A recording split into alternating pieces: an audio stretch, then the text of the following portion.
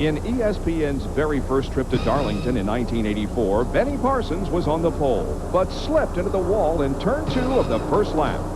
It was a much better day for Benny at the Atlanta Invitational in 1986, when he won his final race with a payday of $75,000. What's that old saying, the thrill of victory and the agony of defeat? I certainly know what they're talking about. You know, Jerry, for each race we've shown on ESPN, for every winner, there's a lot of teams that go home defeated. That's right, Benny. You know, it never ceases to amaze me the way drivers and teams can come back from adversity. And I can't think of a better example than Michael Waltrip at Bristol, Tennessee in April of 1990. In Saturday's Busch Grand National race, Michael's crash in turn 2 would have to be considered one of the most devastating I've ever seen. But due to the safety features built into these cars, Michael was back at the track less than 24 hours later, ready to race in the Winston Cup event.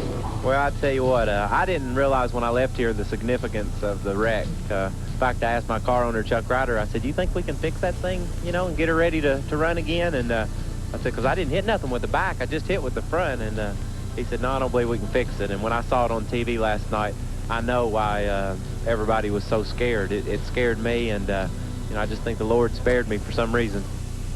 For me, one of the scariest crashes I've seen came this past July at Daytona, when Darrell Waltrip took one of the wildest rides of his career. Uh-oh, we've got a problem. Contact here, for sure. Darrell Waltrip is still running. Uh-oh, Waltrip car gets on the film and over and over. Darrell Waltrip tumbling down the backstretch in what appears to be a very, very serious crash.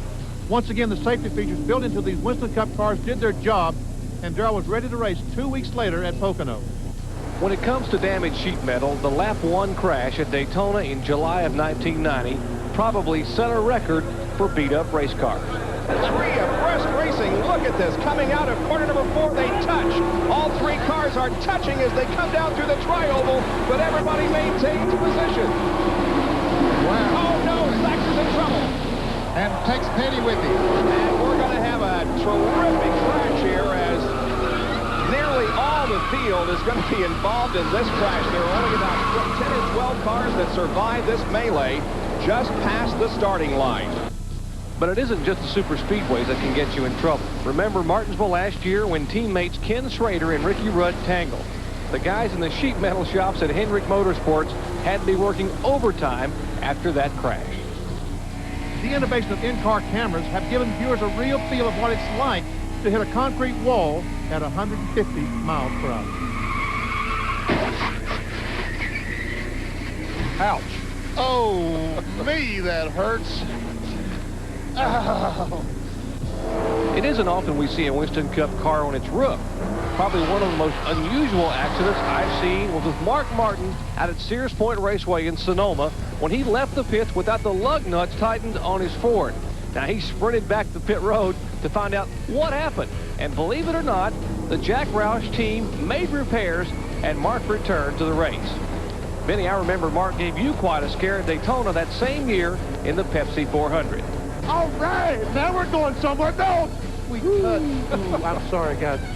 Oh, yeah! Mark Martin is spinning to the infield. Another car is coming on. Can he keep it down on the inside? There's Phil Barkdahl spinning out in front of him.